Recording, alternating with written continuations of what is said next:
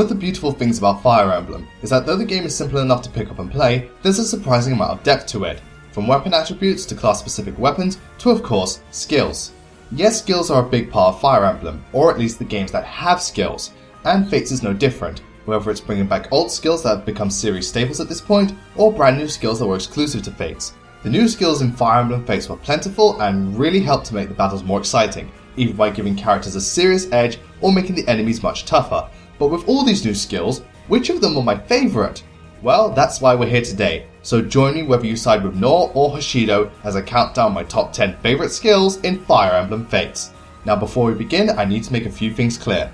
First of all, this is just my opinion, and because everyone plays Fire Emblem differently, I favour certain skills over others because of how I play Fire Emblem, and I'm ranking these skills as how useful I found them to be. If you found other skills better, that's fine, you're free to love whichever skills you like. Secondly, is that the skills I'm looking at are skills that are exclusive to Fire Emblem Fates, not skills that have been in previous games, so skills like Astra, Vantage, Counter and Axe Fair won't be on here because they've already been in other Fire Emblem games.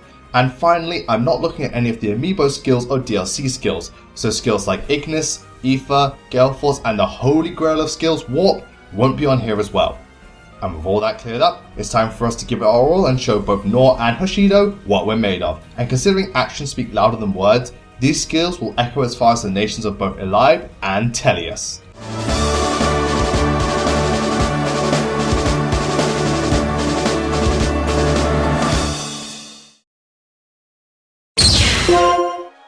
Inspiration.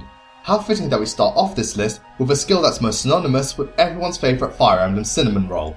The skill Inspiration is a skill that all strategists learn at level 15, and it works by giving all allies within a 2-tile radius 2 extra damage while at the same time making them receive 2 less damage.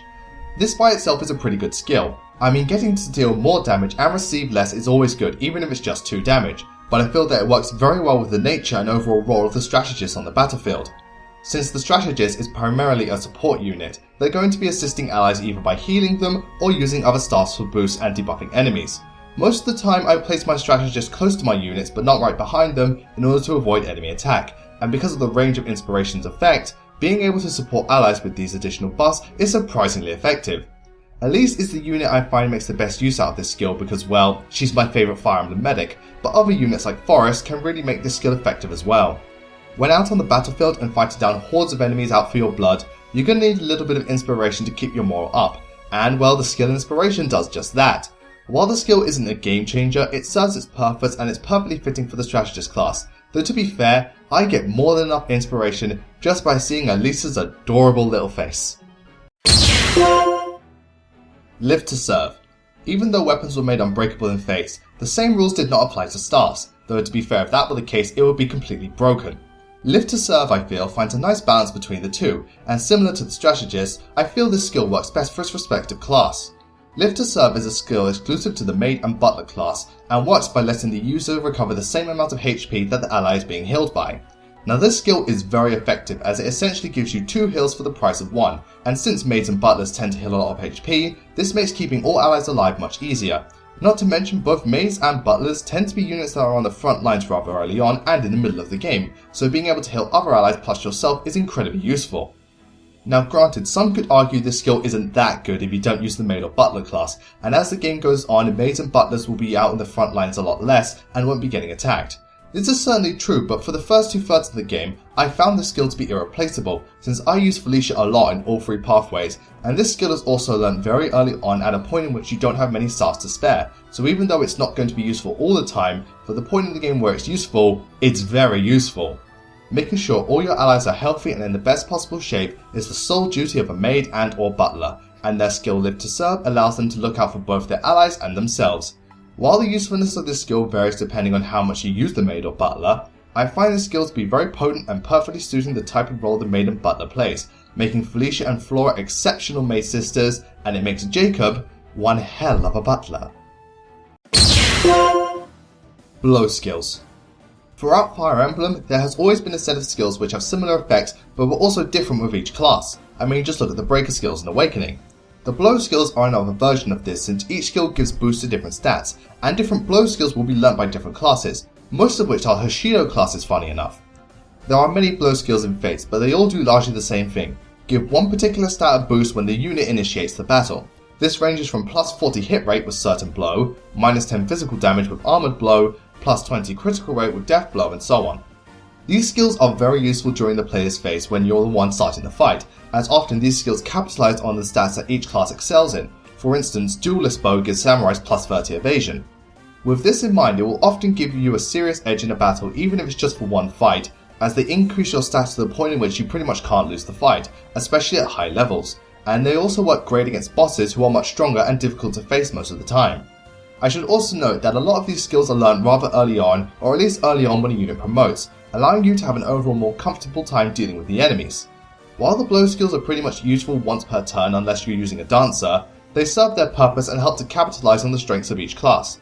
While I don't find these skills amazing, they certainly have their perks, and I'll gladly use them whenever I can, which, considering the ratio of Hoshido units learning these skills compared to Nohrian ones, it's very often in Birthright. Rend Heaven. Rend Heaven is a rather funny skill, not in the sense that the skill is bad, but rather depending on your unit's weapon and the enemy's stats, this skill can either be a game changer or downright useless, but more often than not, this skill is more of a help rather than a hindrance. Rend Heaven is a skill exclusive to the Basara class, and it works by adding either half the enemy's strength or magic depending on whether you're using a physical weapon or magical weapon as additional damage. This in of itself is a very good skill since it has a high rate of activation with the formula skill times 1.5%, and often if you use the right weapon against the right enemy, you can one-shot them with all the bonus damage. This also works alongside one of the best attributes of the Basara class, since the class itself is very well rounded in all stats and can use both tomes and spears, giving them lots of versatility and allowing Rend Heaven to work in favour of whichever weapon the Basara is wielding at the time. With that said, however, Rend Heaven can be outright useless if you attack an enemy with a magical weapon and they have a piss poor or non-existent magical stat, but to be honest, if you know how the skill works, this should never be a problem. It is often stated that the best way to win a battle is to use the enemy's strength against them, and well, Rend Heaven is certainly staying true to that philosophy, being a skill that complements the Basara class very well and can be very potent and commonly activated skill the majority of the time. Seal skills. Much like the blow skills, seal skills are yet another set of skills that can be learnt by many classes and differ depending on said class. Also, because of my playstyle, I find these skills to be incredibly useful, and unlike the blow skills, you don't have to initiate the battle in order to trigger them. Seal skills are a set of skills that, depending on the skill, reduce the enemy's stats by -6 after battle. For example, Seal Speed reduces speed, and Seal Magic reduces magic, and so on. These skills in of themselves are pretty useful, since reducing the enemy's stats by 6 can be incredibly effective, especially if you use it against the right enemies, plus the fact that often these skills are assigned to the classes who can capitalize on the enemy's reduced stats.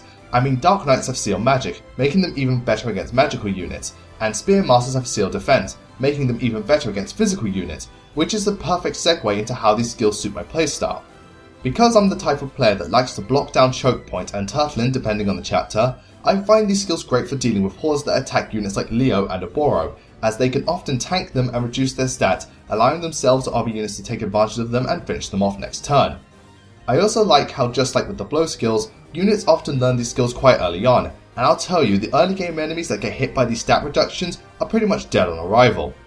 Seal skills by themselves are overall good skills, but because of how I play Fire Emblem, I find them to be very useful if not great skills, and they often help me to make my units even more potent against the right classes. And once again, just like with the blow skills, it's mostly the Hoshido classes that learn these skills. I guess Hoshido is just crazy for altering stats. Replicate. You remember the Summoner class from Sacred Stones? Well, one of their main attributes was to create puppets that could be used for battle. Fates took this idea and reworked it with the new Mechanist class, making many changes to what was established in Sacred Stones in both positive and negative ways, but mostly positive. The skill Replicate allows the Mechanist to once per map create a duplicate copy of itself with the exact same stats, weapons and so on, and whatever happens to one version affects the other. There really isn't much else that needs to be said after that. I mean, being able to duplicate another unit allows you to achieve a lot more, and the fact that the stats and so on are the same makes this skill all the more useful. I think what I like most about this skill is how balanced out it is, since something like this could easily be broken.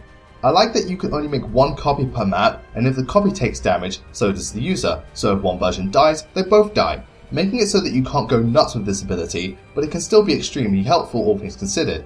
It kind of reminds me of what they did in chapter 15 of Conquest. I also feel this ability works very well with the Mechanist class, as the class is extremely versatile and often makes for one of the best support classes in the game, so having even more hands to help out the fight is even better. I mentioned in top 10 worst Fire Emblem classes that the Summoner was a neat concept that should be reworked in future games, and thankfully Fates did that with the skill Replicate, as now it has both higher risks and rewards, without being too broken or completely useless. And from what I've heard, they've reworked the Ballista class and made it much more useful. +1 for Fire Emblem Fates it seems. Savage Blow. Savage Blow is one of the, as I like to call them, bonus damage skills alongside Poison Strike and Grisly Wound, where their main purpose is to deal additional damage after the battle.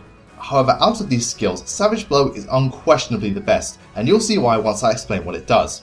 The skill Savage Blow is a skill exclusive to the BlazingKnight class that activates when the user triggers the battle, and all enemies in a 2-tile radius lose 20% of their HP.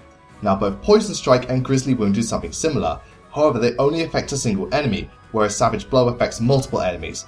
This by itself makes the skill already one of the best in the game, but like with all great skills, it's how it complements the class and capitalizes on what they do best. In this case, because the BlazingKnight is an incredibly well-rounded and versatile class that can work either offense, defense or support, this skill made the class all the more potent. In my case, since Camilla was my only BlazingKnight, I preferred to make Baruka a Wyvern Lord, and her being one of the best units in the game, she would often hold down points and take chunks out the enemy's HP when they tried to dogpile her, or sometimes she would attack a large group of enemies and reduce all their health at once with her skill, allowing everyone else to pick them off with ease. Either way, Savage Blow made her all the more effective. In a game like Fire Emblem, especially the tougher ones like Conquest, you're going to need to reduce the enemy's health as much as possible without too much risk to yourself, and at this point Savage Blow is pretty much the best skill to do so. Having a large area of effect and being assigned to one of the most useful classes in the game, stuff like this just makes me love Camilla even more, and at this point, I didn't think that was possible. Dragon Fang. Say what you want about Corrin, and believe me, I've said a lot about Corrin, but I won't deny that Corrin's one of the best units on the battlefield, and the skills Corrin learns can certainly help in that regard. And by far, Corrin's most used and probably most overall effective skill is Dragon Fang. In fact, it was so effective that most of Corrin's moves in Super Smash Bros. Are based around it. Go figure. The skill Dragon Fang is a skill that, when activated, allows Corrin to deal an extra 50% damage to Corrin's initial attack, along with a sweet looking attack combo. Now a skill like this isn't something new. I mean, there have been other skills that do things like this, and some do it even better like Ice Ether. But what makes Dragon Fang so great is, for one thing, it tends to activate very often with the formula skill times 0.75%, and the fact that Corrin learns this skill at level 10.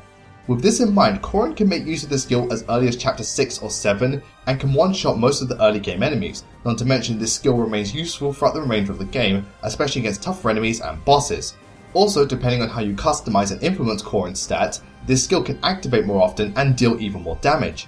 At this point I've made it clear that I don't like Corrin, but I'll give credit where credit is due. And well, I have to give credit to Corrin when it comes to skills, since Dragon Fang is a very potent skill that starts great and will remain that way until the end of the game. You may be a boring and dull character, Corrin, but you're one hell of a great fighter. Man, I was right. Corrin is a Kirito. Wary Fighter. Wary Fighter has got to be one of the most class-specific skills ever created, because if this skill was assigned to just about any other class, it would be considered one of the absolute worst skills in the game.